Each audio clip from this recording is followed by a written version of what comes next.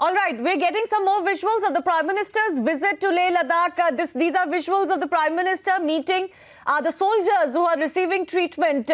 Remember, many of them were hurt and injured in that Galwan clash on June 15-16. The Prime Minister has paid a visit to the soldiers and has met them, inquired on them, interacted about them, with them, and also, of course, boosting their morale with his presence alone. So many experts and veterans and generals of the Indian Army have spoken to Republic TV through the day since the Prime Minister's surprise landing in Leh Ladakh. And they have talked about how this is going to send a very strong current of energy, of enthusiasm, and of course, of greater morale amongst the forces. Not that they were short of it, but some... और आपने जो रक्त बहाया है, वो हमारी युवा पीढ़ी को, हमारे देशवासियों को आने वाले लंबे अरसे तक प्रेरणा देता रहेगा। और आज जो विश्व की स्थिति है, वहां जब मैसेज जाता है कि भारत के वीर जवान ये पराक्रम दिखाते हैं, ऐसी शक्तियों और शक्तियों के सामने दिखाते हैं, तब तो दुनिया भी जानने को बड़ा इच्छुक रहती है कि नौजवान है कौन, उनकी ट्रेनिंग क्या है, उनका त्याग कितना ऊंचा है, इनका कमिटमेंट कितना बढ़िया है। आज पूरा विश्व आपके पराक्रम का एनालिसिस कर रहा है। मैं आज सिर्फ और सिर्फ आपको प्रणाम करने आया हूं, आपको छू करके, आपको देख करके एक ऊर्जा लेकर के जाऊंगा, एक प्रेरणा लेकर के जा रहा हूं। और हमारा भारत आत्मनिर्भर बने, दुनिया की किसी भी ताकत के सामने न कभी झुके हैं, न कभी झुकेंगे। और ये बात मैं बोल पा रहा हूं आप जैसे वीर पराक्रमी साथियों के कारण। मैं आपको तो प्रणाम करता हूं, आपको जन्म देने वाली आपकी वीर माताओं को भी प्रणाम करता हूं, शत शत नमन करता हूं माताओं को, जिन्होंने आप जैसे वीर योद्धाओं को जन्म दिया है, पाला पोसा है, लालन पालन किया है और देश के लिए दे दिया है। उन माताओं का जितना गौरव करें, उनको जितना सर झुका करके नमन करें, इतना कम है। फिर एक बार साथियों, आप बहुत जल्द ठीक हो जाएं, स्वास्थ्य लाभ हो और पुनश्च हरिओम, पुनश्च हरिओम। इसी मिजाज के साथ आओ हम सब मिल करके चल पड़ेंगे। धन्यवाद साथियों। भारत माता की जय, भारत माता की जय, भारत माता की जय।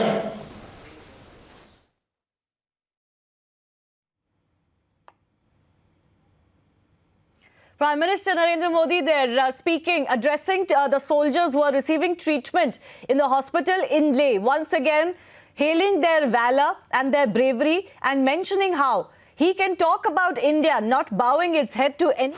आप जैसे वीर योद्धाओं को जन्म दिया है, पाला पोसा है, लालन पालन किया है और देश के लिए दे दिया है। उन माताओं का जितना गौरव करें, उनको जितना सर झुका करके नमन करें, इतना कम है। फिर एक बार साथियों, आप बहुत जल्द ठीक हो जाएं, स्वास्थ्य लाभ हो और पुनश्च हरिओम, पुनश्च हरिओम। इसी मिजाज के साथ आओ हम सब मिल करके चल पड़ेंगे। भारत माता की जय।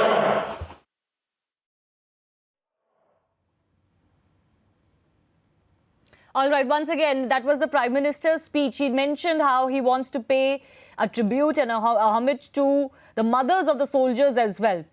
And of course, hailing the bravery of the soldiers, many of them injured in the Galwan clash that has completely redefined India-China relationship at the LAC, diplomatically as well, and perhaps forever as two countries in Asia. We're going to continue to get you more of the Prime Minister's message. Remember, this is the visit to the hospital where he met those soldiers who are receiving treatment. But earlier, of course, he had also visited forward posts and has sent out a very clear message to the soldiers, to the entire armed forces, that the entire country is with them, that the political class is with them. They're going to do whatever that is needed to support them as they look eye to eye with China and the Chinese PLA soldiers. On top of that, he's also sent out a very clear message to China that they cannot just arbitrarily try to change the status quo at the LAC. Galwan is ours and will remain ours is the message that came from the Prime Minister. And thirdly, he has also gone on to redefine what India is facing with China as a global issue. He's, in a way, thrown down the gauntlet to China, but also to other leading world countries to warn them of the expansionism that is coming, especially in the subcontinent region from China, but also globally from this country.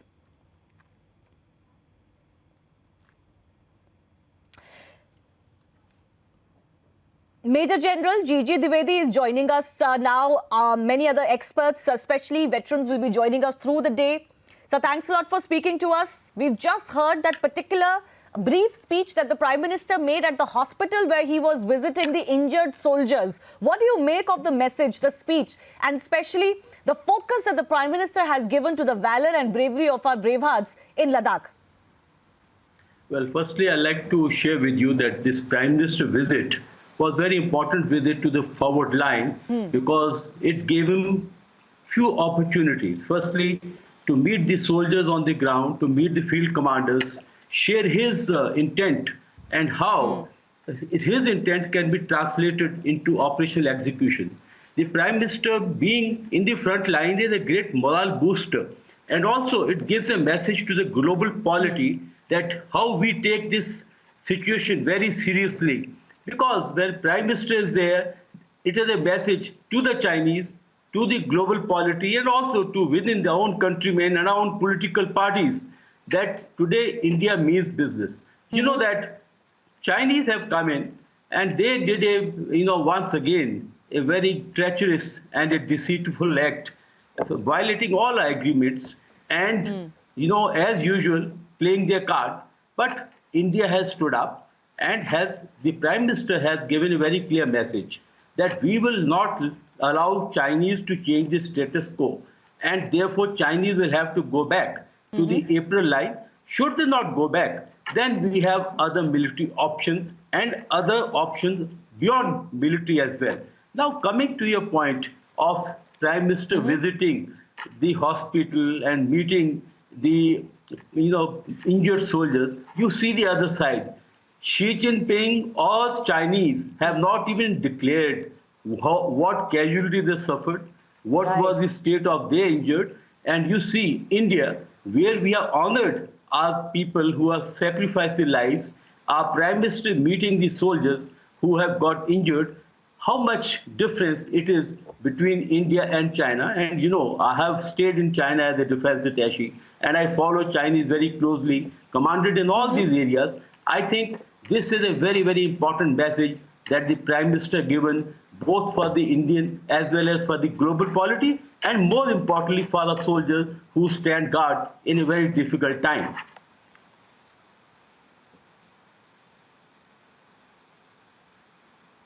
All right. Colonel Anand Bhatt is also joining us. But before that, we're getting more of the Prime Minister's words and speech from the national broadcaster. Let's dip in. शौर्य और आपने जो रक्त बहाया है वो हमारी युवा पीढ़ी को, हमारे देशवासियों को आने वाले लंबे अरसे तक प्रेरणा देता रहेगा। और आज जो विश्व की स्थिति है वहां जब ये मैसेज जाता है कि भारत के वीर जवान ये पराक्रम दिखाते हैं, ऐसी ऐसी शक्तियां और शक्तियों के सामने दिखाते हैं, तब तो दुनिया भी जानने को बड़ा इच्छुक रहती है कि नौजवान है कौन, उनकी ट्रेनिंग क्या है, उनका त्याग कितना ऊंचा है, इनका कमिटमेंट कितना बढ़िया है। आज पूरा विश्व आपके पराक्रम का एनालिसिस कर रहा है। मैं आज सिर्फ और सिर्फ आपको प्रणाम करने आया हूं, आपको छू करके, आपको देख करके एक ऊर्जा लेकर के जाऊंगा, एक प्रेरणा लेकर के जा रहा हूं, और हमारा भारत आत्मनिर्भर बने, दुनिया की किसी भी ताकत के सामने न कभी झुके हैं न कभी झुकेंगे।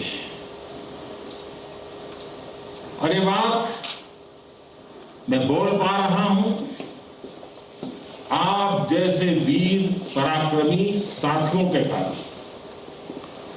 मैं आपको तो प्रणाम करता हूं, आपको जन्म देने वाली आपकी वीर माताओं को भी प्रणाम करता हूं, शत शत नमन करता हूं माताओं को, जिन्होंने आप जैसे वीर योद्धाओं को जन्म दिया है, पाला पोसा है, लालन पालन किया है और देश के लिए दे दिया है। उन माताओं का जितना गौरव करें, उनको जितना सर झुका करके नमन करें, इतना कम है। फिर एक बार साथियों, आप बहुत जल्द ठीक हो जाएं, स्वास्थ्य लाभ हो, और पुनश्च हरिओम, पुनश्च हरिओम। इसी मिजाज के साथ आओ हम सब मिल करके चल पड़ेंगे। धन्यवाद साथियों। भारत माता की जय, भारत माता की जय, भारत माता की जय।